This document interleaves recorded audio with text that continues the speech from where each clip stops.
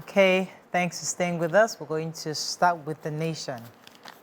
Tinubu reassigns Oyetola to Marine, Momo to Niger Delta. Why bank CEOs were barred from foreign trips.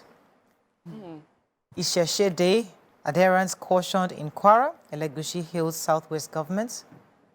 Banks borrow the change in talks to boost dollar liquidity. NAMA conducts validation flights ahead ICAO audit. ECOWAS rejects Niger junta's transition plan. Labour backs tenure system for public sector directors. Okay, which story are we starting with? Should I start with the Wanako? I can go. So we have commercial banks and bureau de change are in talks on strategic steps to boost dollar liquidity and save the sliding naira. This alliance is being understudied by CBN, and it will require that the banks sell proceeds of international money transfers to BDC at the investors and exporters window rates, and then the BDC operators will in turn sell the foreign currencies to retail and end users. So a source said that BDC operators had been advising the CBN to revisit its 2016 model. That model permitted the banks to sell BDCs, sell dollars to BDCs. The source, BDC operators, will sell to BDCs. So they did that, but by 2021, the CBN stopped this. And it was because they had accused the operators of carrying out illicit transactions, but some sources are claiming that it was the best thing to have done. That particular 2016 model worked very much. In fact, someone called it like it was the magical model, really, that it really helped to firm up the naira against the dollar and also other global currencies. So they're still looking at it, but they're saying in 2016, they had the regulator pegged weekly dollar sales to each BDC by authorized dealers at 30,000. The BDCs were then able to pick the banks that they would get their dollars from, and that was the bank that they would always transact with. And then they would sell, as BTA, PTA, a maximum of $5,000. So it seemed like it was better.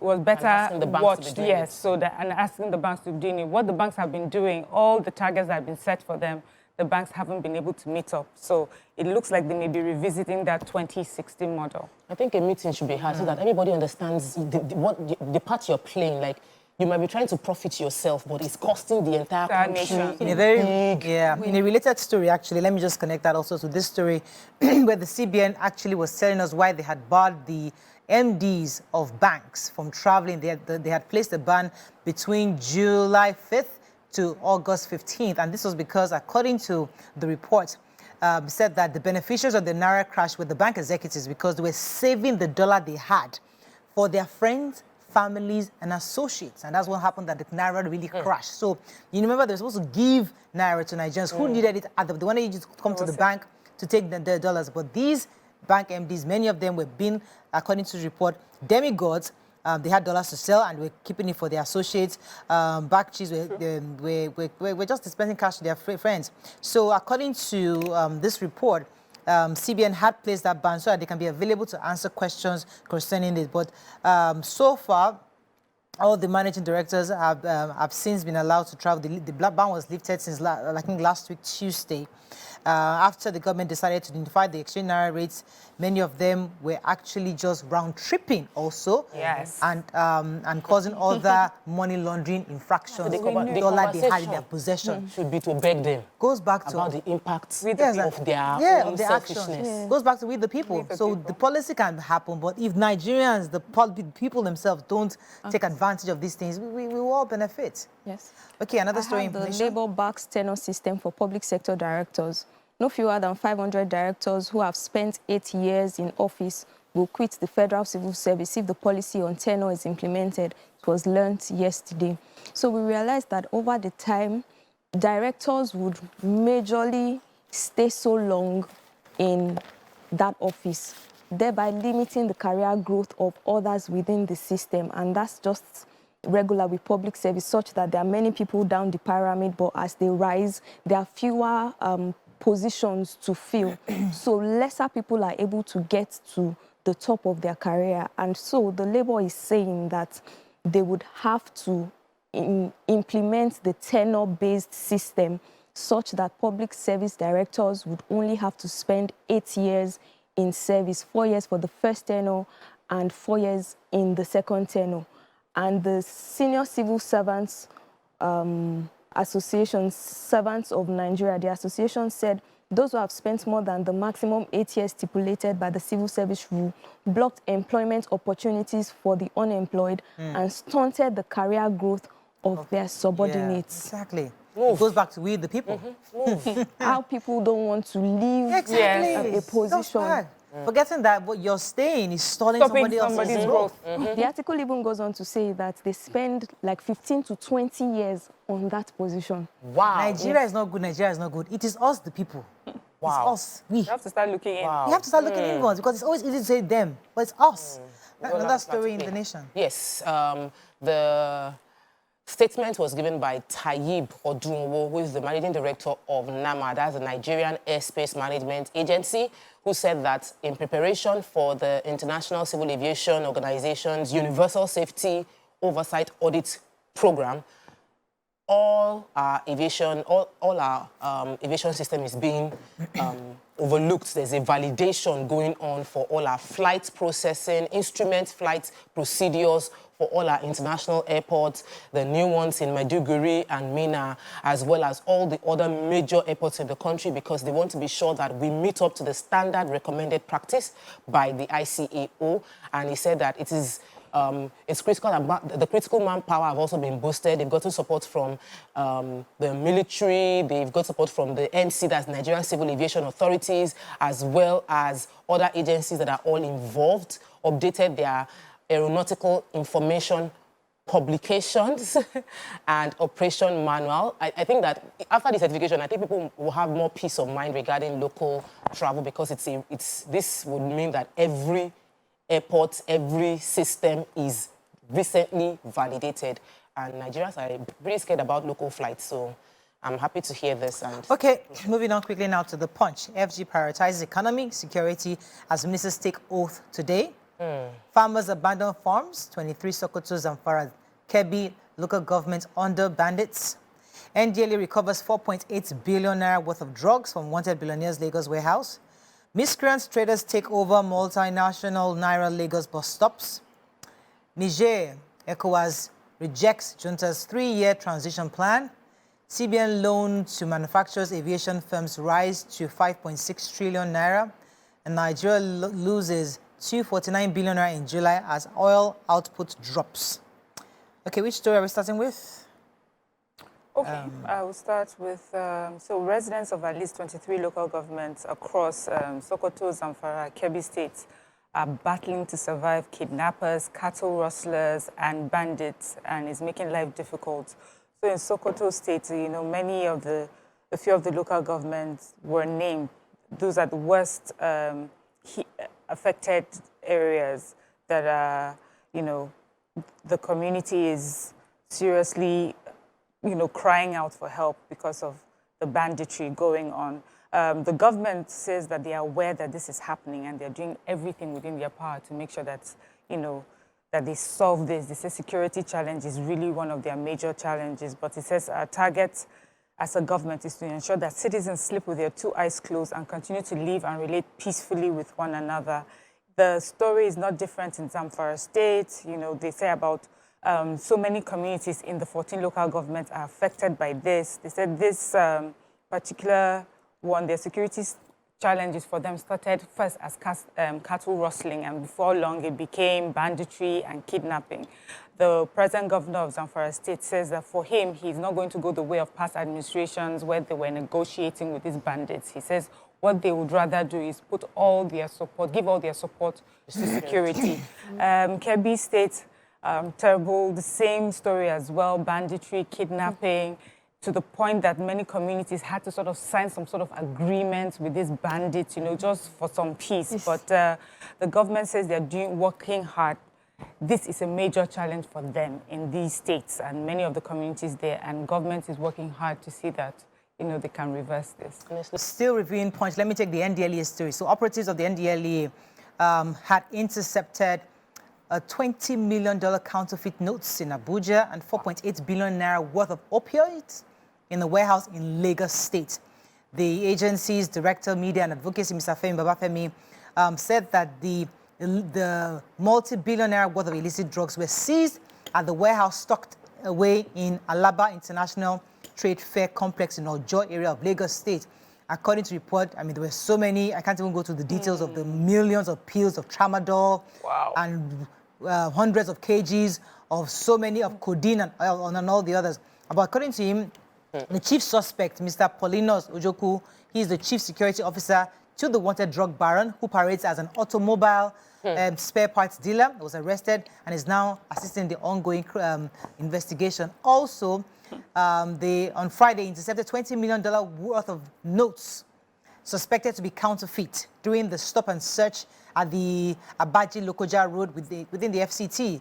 The suspected fake notes were recovered from the bus coming from Lagos to Abuja, while the 53-year-old driver, Onyebuchi Nledilim, was arrested, and so many other people, Jude, Indubuisi, others. There was another story, actually, from a different state. I believe it was in FCT. So another raid of 2 notorious drug joints within the FCT, Day and Tora Bora Hills, led to the recovery of 82.8 kg skunk. You know that skunk was... and so many others, I mean, and a teenager. 1.8 kg Rufinol, 1.2 diazepam, and yes, it's just... And an 18-year Boniface Odi Kanchuku, 19 years old, was apprehended with 99.4 kg of skunk in Isikwe Road, actually in Oji River local government in Enugu State on Friday. So this is part of the reports we take on NDLEA, the work they're doing. Yeah, cannabis farms have been destroyed. I mean, cannabis farms. Cannabis farm, imagine. So, I mean, this is just an update on what NDLEA is doing, and we just hope that we can continue to support the work they do to rid this nation of drug abuse. Yes. Any other story in Punch? Yes, miscreant traders take over multi-million naira Lagos bus stops. We would recall that in 2018, the then governor, Akinwumi Ambode, set aside 30 billion naira to revamp the transportation system in Lagos. And out of that, one of the things he was supposed to do, or that he did, was to set up 100 modern bus stops in Lagos. But we realized, according to this article, that the bus stops have been taken over by miscreants, by traders, by homeless people generally. Living there. And even the purpose in which was meant to serve as for people to take a break from commuting has not been achieved, because people are even scared to even stay by the bus stops. We will see, even on pedestrian bridges, we would see beggars, we would see people that are mentally deranged, you know, lying down there. And sometimes it's just very difficult to move along. And so the article says that the correspondent was trying to get the chief press secretary to the state governor, Boyega Akoshile, to find out what he was doing about the situation, but he did not take the calls or reply the text messages. I really hope that something can be done about this situation, especially in Lagos State. It's an interesting topic, because how are the buses being using the Oshodi one? This massive international... But even the one right beside us here at Ketu, there are bus stops, but there are hoodlums that sit down there, or just people that don't have any other thing to do. So I don't think even we need task force or police to do it. Just tell the NURTW people that are already working, park management, to rid people of staying there, and then we use the place for what is meant. The article said these people pay some people to stay there. Yeah. Let me do a quick update on the junta. Punch? Yes, Punch. The ECOWAS has rejected the planned 3-year transition. The 3-year transition plan was released by the Tiani. That's I'm trying to get the full name. I can't get his full name, but the person in charge in Niger right now has declared that there's going to be a transition period, because the ECOWAS Commissioner for Politics Affairs, Peace and Security, Ibel Fatwa Musa, had announced that they needed a decision on how the move was going to take place. And what they found out was there was going to be a 3-year transition plan. He said that the ambition of the military was not to confiscate power, but the transition period would not exceed 3 years, which the ECOWAS team disagree with entirely, that They don't want anything that, they don't want a prolonged transition period for military rule to be in place within Niger.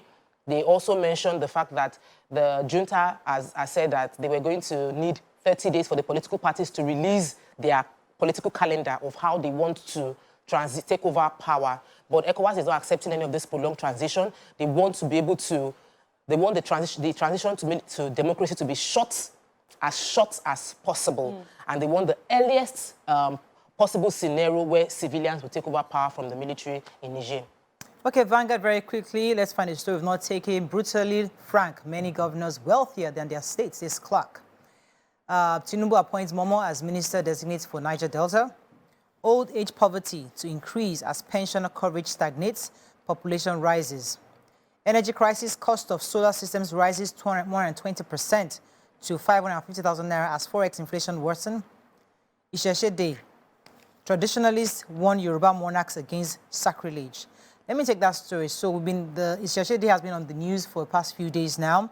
The traditional religion worshippers in Osun State have been warned by Yoruba monarchs across the region to desist from stopping the practice of Isheshe Day. It says that from committing sacrilege to avoid the ancestral curse on their respective domains.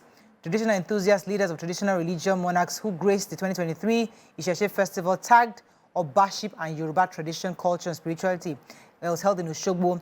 Many of the kings there, the Araba of Oshogbo chief Ifayemi Elelbuibon, while speaking with newsmen, said that all traditional practice must be upheld within their domain, the Yoruba domain especially, and any traditionalist or any king who is working against the traditionalists is not a true king, that they shouldn't think that Christian or Muslims are the only practicing religions in Nigeria, that they must respect other religions, which is in Yoruba land, and whoever wants to insist on only Christianity and Islam should move to Mecca and Bethlehem. He said that any traditional ruler, outlawing traditional practice or religion is not fit to be on any Yoruba throne. I mean, it's been really debated the past few days, and in Lagos State had also left today to many people who wanted to practice Isheshe Day, and various states too have also... Just on a lighter note, it will be the Vatican City, not Bethlehem. Deism is practiced there. All right. So I'm taking the story from human rights lawyer Femi Falana has asked the Department of State that's the Department of State Service, to release the suspended EFCC the suspended chairman of EFCC, actually, Mr. Abdul Rashid Bawa, from illegal custody. According to him, he said that any government which is ruled by law is under legal obligation not to breach the fundamental rights of citizens expected in manner prescribed by the Constitution of Nigeria. He said that he had made this clamor a month ago, and even till now, he's specifically talking about the EFCC because he feels like the one for Gordon Emefiele, a case has been brought up against him, and he's requesting that even if you want to bring up a case, like have a specific case brought up against the chairman or former chairman, suspended chairman of EFCC, with evidence of the crime he has committed in a court, and let it be a public record that these are the criminal offences, not that he's being detained currently now for 67 days, and that there's no court that will permit you to be detained for 67 days without a case being instituted. Any other story in Vanguard before we wrap up? Okay, that's all we can take on Front Page Review. When we come back, we discuss the hot topic of today. Stay with us. We'll be right back.